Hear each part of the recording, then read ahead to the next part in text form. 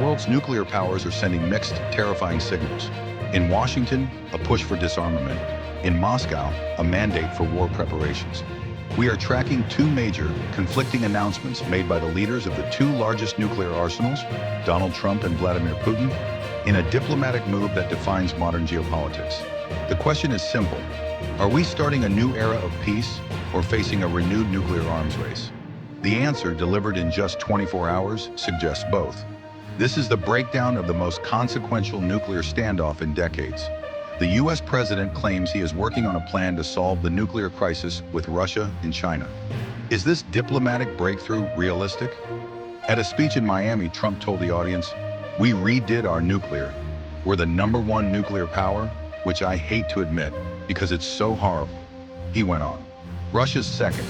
China's a distant third, but they'll catch us within 4 or 5 years. We're maybe working on a plan to denuclearize the three of us. We'll see if that works." Trump stated it would be great if these powers would eliminate their nuclear weapons. He lamented the massive spending on new armaments. He suggested this move could potentially allow all three nations to cut their military budgets in half. Trump had previously attempted to bring China into nuclear arms reduction talks during his first term.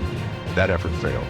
China consistently maintains that the US and Russia, which hold nearly 90% of the world's total nuclear weapons, must make the first substantial cuts. Beijing quickly dismissed the idea. China's foreign ministry stressed that it is neither reasonable nor realistic for them to join talks when their arsenal size is significantly smaller than the US and Russia. China, meanwhile, is estimated to be rapidly expanding its nuclear stockpile. While Trump pitches a future of reduced military spending and global disarmament, the other key player in the nuclear equation, Vladimir Putin, ordered a very different preparation. Now here's where the plot thickens. Just hours later, Putin instructed his senior officials to craft proposals for resuming nuclear weapons testing. Why the sudden aggressive approach? Following Trump's statements about resuming US atomic tests, though later clarified by the US Energy Secretary that these would be non-explosive system tests, President Vladimir Putin held a meeting with his Security Council. The tone was one of immediate cautious response. Defense Minister Andrei Belousov flagged that recent US actions and rhetoric make it advisable to prepare for full-scale nuclear tests immediately. Putin reaffirmed Russia's long-standing position. Moscow will only restart nuclear tests if the United States does so first. Russia's defense minister reported that the Arctic testing site at Novaya Zemlya was ready to quickly resume tests. The US and Russia haven't tested nuclear weapons since the 1990s. While the US signed the Comprehensive Nuclear Test Ban Treaty, CTBT, it never officially approved it. In an effort to match the US, Putin officially canceled Russia's approval of the CTBT in 2023. This recent order escalates the geopolitical tension surrounding the treaty. Looking at these two events together, a proposal for disarmament and an order for test readiness, exposes a profound breakdown in global arms control communication. Is the failure to renew a single treaty setting the stage for an all-out, unconstrained nuclear arms race? The urgency behind these conflicting moves is driven by the expiration date of the last remaining nuclear arms control treaty between the US and Russia, the New Strategic Arms Reduction Treaty, New START. This treaty, which caps the number of deployed strategic nuclear warheads and delivery systems, is set to expire in February 2026.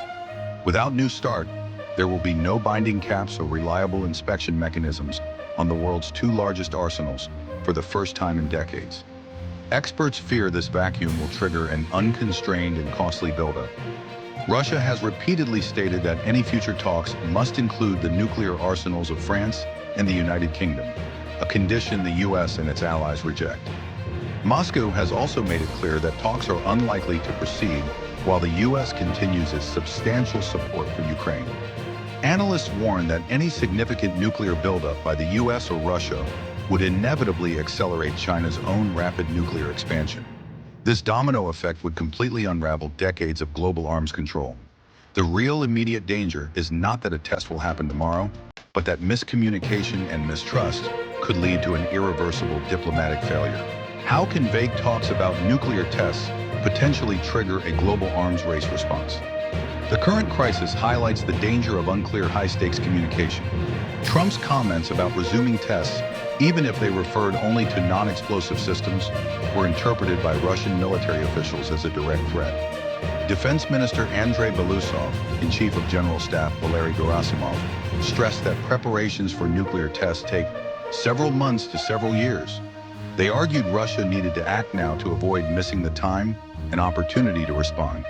This type of action-reaction cycle, where one side prepares based on the worst-case interpretation of the other side's vague talk, is the classic recipe for a Cold War-style arms race.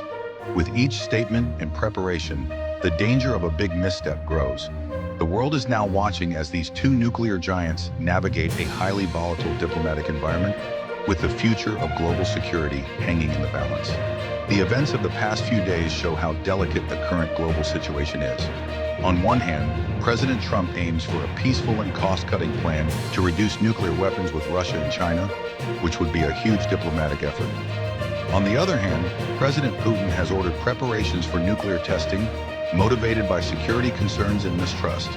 The difference between disarmament and escalation is currently razor-thin.